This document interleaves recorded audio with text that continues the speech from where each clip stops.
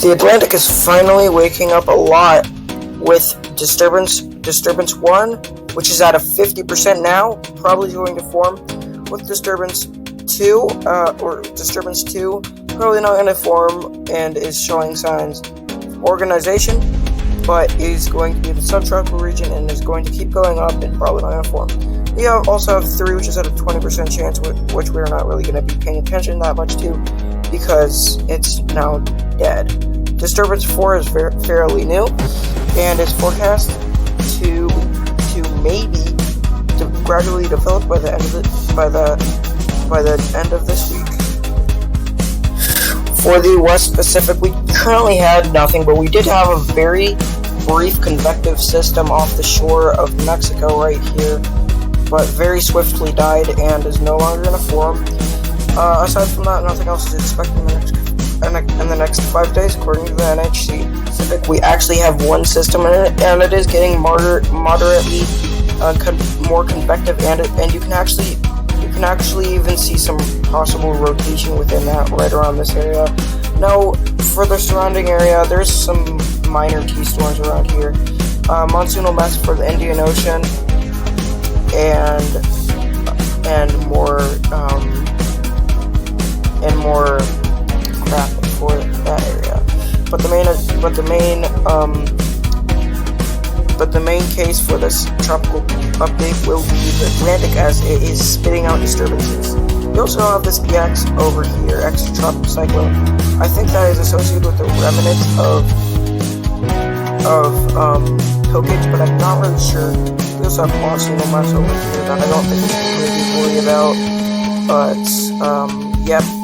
And, for the storm overview, we actually do, the overviewers actually have only marked 2 disturbances, 92L and 91L, and then over here we actually have 2 disturbances, which is very interesting for this time of, or not this time, which is very interesting, because we only have 91W, or 97W. Now on to our wind gusts map, where we do actually have some wind gusts peaking as tropical depression force wind gusts about to 39 miles per hour. Wow, and over here in the 10 and 92L, we only have 13 mile per hour wind gusts. Looking over in the West Pacific,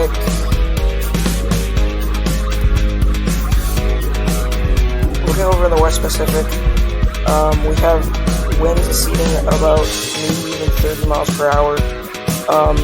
And over here we have a disturbance that we really don't have to worry about. That is in a cool water zone. Now for my analysis, I actually have 97W at a depression just for its wind. We actually have maximum sustained winds of up to 28 miles per hour. That's major, and I'm going to put that at a depression. Just temperatures.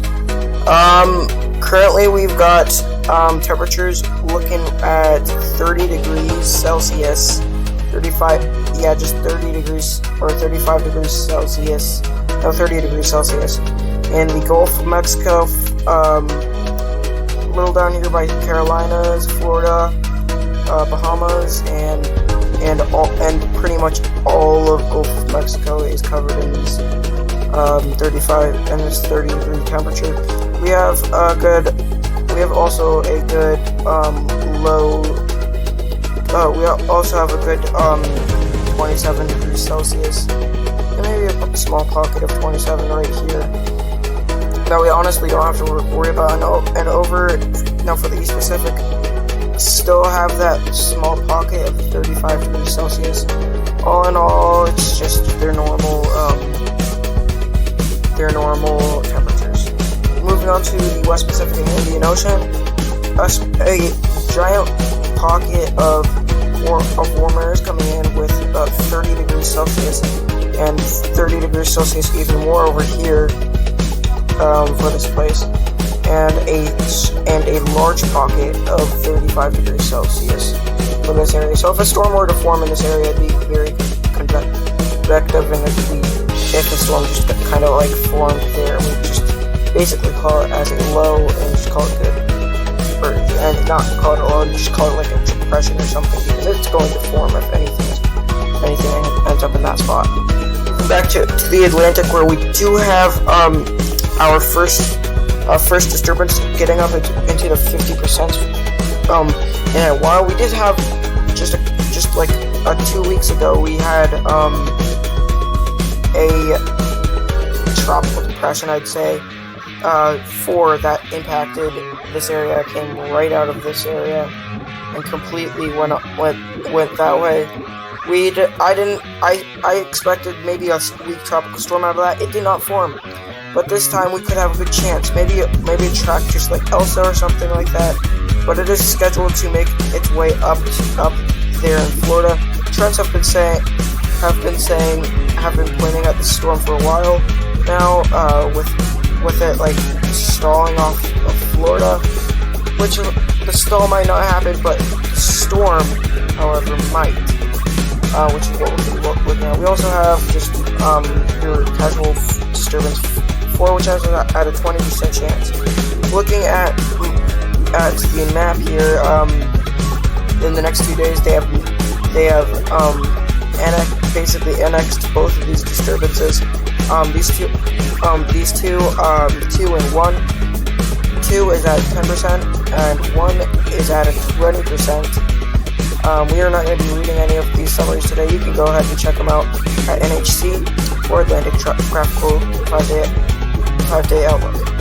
We're going to real quickly go ahead and look at the convection in this one, because I thought 1 was pretty interesting with its center. You can really see it trying to form, and it's really getting organized here with this long line of thunderstorms. So we could see another storm in the next couple of days. Comment and see if comment if you think this storm will form in the comment and see if you think this storm will form in the next couple of weeks.